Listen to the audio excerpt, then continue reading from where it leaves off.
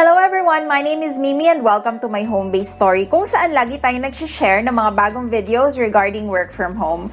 Kaya naman kung bago kayo sa ating channel, please consider subscribing. Ayan, so guys, lockdown na naman. Hindi natin alam kung gaano katagal itong new normal na tinatawag natin.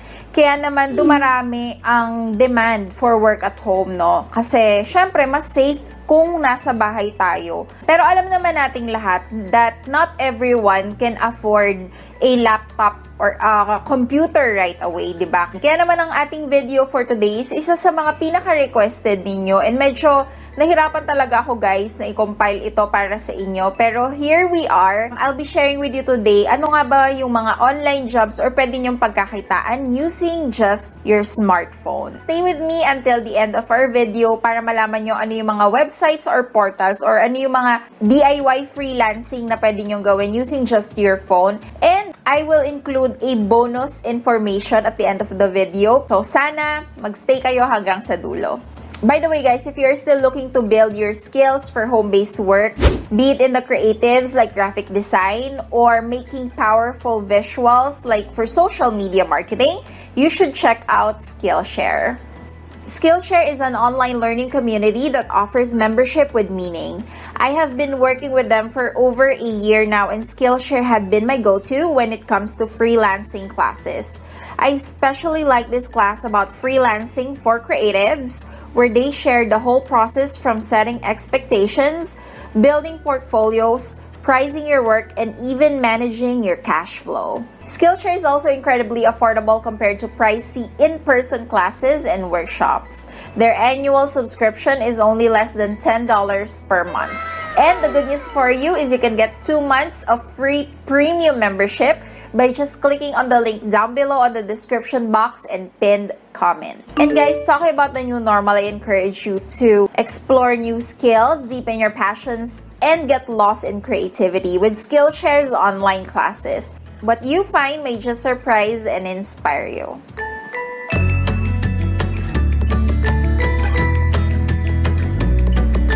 Okay guys, back to talking about jobs for your mobile smartphone. Let's go ahead and i-share ko na sa inyo kung saan kayo pwedeng mag-apply or kung saan kayo pwedeng kumita using just your phone. Okay, number 1 is NiceTalk. So, pwede nyo siyang puntahan sa website na to, yung tutor.nicetalk.com. And so, makikita nyo to where it says, Become a Tutor. Share your language with the world. So, NiceTalk is same as ESL or yung online English teaching kung saan install nyo yung app nila sa phone ninyo. And pwede kayong kumuha ng mga students from China to converse with them and teach them the English language. So, ano ba yung mga requirements ni NiceTalk? Una, kailangan native speaker ka ng English. Kailangan at least neutral accent. You can hold long conversation in English. And preferred din nila kung meron kang certification. Pero hindi naman yan required, guys. Next, kailangan syempre meron kang stable or high internet access. So, hindi dito pwede kapag putol-putol or pawala-wala yung signal ninyo. And then, yan, kailangan updated yung Android or iOS operating system nyo. Pwede siya with cellphones above 7.0 iOS operating system and 4.0 Android OS. Ayan. And then, of course, you need a quiet environment and a headset. Yung normal na headset na earphones. Ayan. So, kailangan quiet environment kasi syempre nga, makikipag-usap ka doon sa mga tuturuan mo ng English. You can get paid $10 per hour, yung claim nila sa site nila. You will get paid for each full minute you spend talking to your student. And you will get paid weekly. So, ililink mo lang yung PayPal email mo doon sa app nila. Meron silang cut-off every week. 3 a.m. yung cut-off. And maka-receive nyo yung payout nyo as long as it is $20 and above. And you will receive money automatically to your PayPal account in 3 to 4 business days. Depende sa kanilang Chinese business calendar. Okay, so number 2 guys is Palfish. It's the same thing as yung nauna nating i-discuss kanina, which is the NiceTalk. Pwede rin siya for both iOS and Android devices. Similar din sila ng requirements. Hindi nyo kailangan ng previous experience or any type of related experience, pero mas preferred nila kung meron kayong English certification. Ayan. So, ang average salary for Palfish is $14 per hour. Ang requirements nila, syempre, kailangan fluent ka in English. Syempre, yung energy mo, kailangan ay mag-shine through sa video. Kailangan mo ng iOS or Android phone or tablet compatible device. Kailangan i-download mo yung app nila sa device mo. And syempre, kailangan stable din ang iyong Wi-Fi connection. Meron silang minimum required hours, business hours time, which is 6 a.m. to 9 p.m. Kung regular teacher ka, your average earnings will be $14 per hour. And kung ikaw naman ay isang official course instructor, you can make up to $22 per hour. Plus, meron silang mga bonuses. Meron sila yung don't be late bonus, student sign-up bonus, meron silang perfect attendance bonus, and props bonus. One thing to know about Palfish is they take 20% commission on all your free talk lessons. So, kung may kinita kayo na $10 today, ang mapupunta lang sa inyo is $8.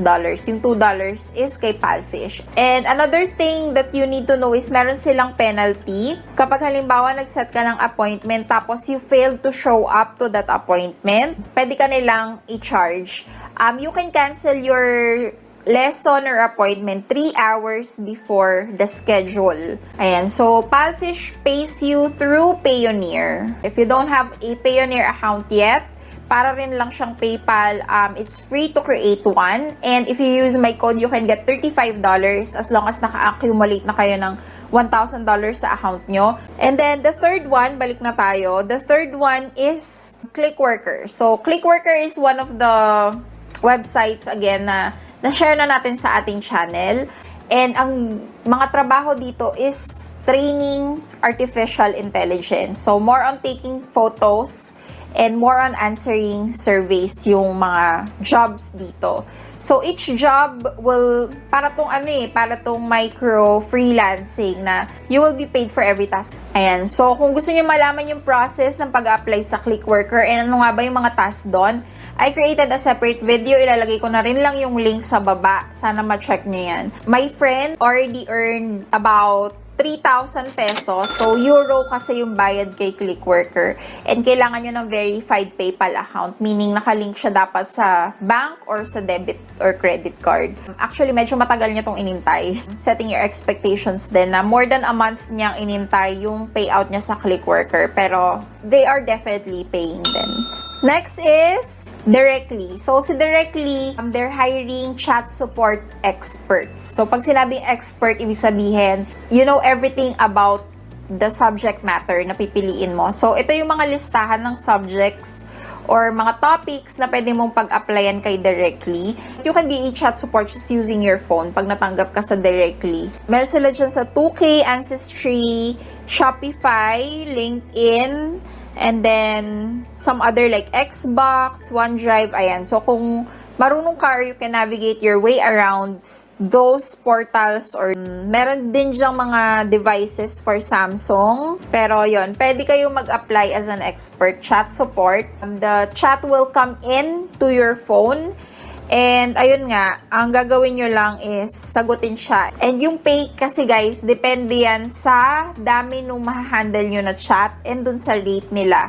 Kasi iba-iba pa rin yan per portal. So, si Directly kasi, nag-try na ako mag-apply sa kanila for Nextdoor. Kasi technically ginagamit ko yan for my virtual assistant job. Kaya lang, sobrang tagal nila mag-apply. And then, I also had my husband try naman yung sa Samsung. Pero, yun nga, hindi rin sila nagre-reply. I don't know if sobrang dami na bang nag-apply sa kanila. Pero sabi nung iba, if you haven't heard for 3 weeks from Directly, that means hindi nila tinanggap yung application nyo. So, hindi na ako nag-follow up. But I know a number of people who are working for Directly. And yun, I'm gonna try and see if willing silang ma-interview natin sa channel natin. Ayan. Another one is Gigwalk. Gigwalk is hindi talaga siya home base. Kasi, as the term implies, yung app na to is i-check niya kung ano yung mga random job around your area. Pwedeng pag-shoppingin ka or pwedeng ipa-check sa'yo yung isang place or pakuna ng photos. Something like that tong Gigwalk. So, it's an app that you can install on your phone to check requests around your area. The last one for portals is Appen. Ayan, so si Appen, you will need a computer or a laptop to apply. Pero once na na-hire ka na, pwede mo nang gamitin yung Android device mo to do the jobs. May mga tasks sila na hindi kailangan ng computer. Like online ad assessor or internet assessor. Ayan, napakarami ng online jobs kay Appen. Yun nga lang, kailangan mo na manghiram ng laptop or computer to apply kasi meron kayong mga i-fill up na forms. Alright, so now that we're done with portals, next na natin is yung freelancing or yung do-it-yourself jobs na pwede nyong gawin using just your phone. So, tatlo lang naman to. Una is transcription. Pwede nyong i-offer ang inyong transcription or translation services. So, maraming nagme-message sa akin sa email na, "Hi Mimi, baka gusto mo na i-translate ko to English yung mga videos mo and then i-add ko na lang sa YouTube." So, YouTube will be removing that feature in the upcoming months. So, hindi na pwede yung community contributions. Pero you can still offer, kung marunong kayo mag-hard sub ng mga videos, pwede nyo pa rin i-offer yung service na yon sa different YouTube creators or sa Facebook, diba? You can also offer that in Fiverr. Next is thumbnail, banner, or logo creation. So, kung magaling naman kayong mag-create na mga different types of artwork or yung logos, ayan, like halimbawa, Facebook page banner, or YouTube channel art. Ayan. So, kung you can use canva.com for that. So, Canva is free. You can use that to create different kinds of thumbnails, banners, arts, and pwede nyo siyang i-offer din sa iba't ibang klaseng creators or businesses online. All you have to do is just email them or message them kung kailangan nila ng service na yon. Next is simple video editing. Ayan. So guys, if you watch a recent collab that I did with Positive Chica, she actually edits her videos using just her iPhone. So pwede nyo rin gawin yan. I-offer nyo yung services nyo to different content creators or online businesses to edit videos. Like kung mga trim-trim lang naman yan or simpleng patong ng text and simpleng overlay, you can do that in different, sobrang daming free na video editors na makikita nyo sa App Store. Check nyo kung kailangan walang watermark, of course. But yeah, if you can do that, then you can offer it as well. Okay, so just to recap, the different portals are Nice Talk, Palfish, Clickworker, Directly, Gigwalk, and Appen. So, 6 yun, guys. And then, for freelancing naman na pwede nyong gawin is pwede kayo mag-offer ng transcription services. Although, medyo mahirap mag-type sa phone, ha? Just setting your expectations again. And then, of course, creative creation, like for thumbnail, banner, and logo creation, pwede nyong i-offer yan sa mga online businesses and different creators. Of course, the last one is video editing. So, kung kaya nyo mag-edit sa phone with different kinds of softwares, then you can also offer that service. Now, the bonus information that I mentioned earlier, hindi talaga to home-based, guys. So, pero you can do it using just your phone. So, if you have a car or a motorcycle, pwede kayo mag-apply sa Lalamove or sa Grab as a driver. You can either transport passengers or transport parcels. Ayan, so depende guys sa gagawin yung service. On average, they earn about, kung car ha, on average, they earn about 3,000 per day. Wow. So, depende sa layo ng makukuha nyo or mapipick up nyo na order or request, then nakadepende doon. Careful din lang, of course, sa mga sanitation processes kasi syempre, alam naman natin na yun nga, tumataas yung cases ng COVID-19 ngayon. That's just something extra for you to consider as well if you're looking for something or paano pagkakitaan using your phone. Gusto ko lang sabihin sa inyo na hindi ko talaga nire-recommend na magstay kayo working on a phone forever. So, kailangan pa rin yung i-aspire as a freelancer na makagamit ng laptop or computer. Marami namang options, no? Pwede kayo manghiram muna, manghiram ng laptop or computer, makigamit sa friends or sa relatives. Pwede rin naman kayo mag-work muna sa mga computer shops. I'm not sure kung pwede pa yung computer shops or open pa ba sila ngayong lockdown. Pero it's one of the options. Meron tayong mga viewers dito na nag-start working sa computer shops bago sila nakabili or nakaipon for their laptop or computer. And iba talaga guys yung satisfaction na pinag-ipunan nyo or pinagtrabahuhan at pinaghirapan nyo ang inyong mga gamit. Again, kung mag-freelance kayo, hindi ko talaga nire-recommend na phone lang yung gagamitin nyo forever kasi napakaraming opportunities na mamimiss out nyo compared to kung laptop or computer yung gagamitin nyo. And if you're planning to build your home office, please feel free to check out our other channel, which is the Budgetarian Tech Review. Kasi doon ko ipapasok lahat ng videos about setting up a beginner home office or kung gusto nyo mag-build up or mag-upgrade.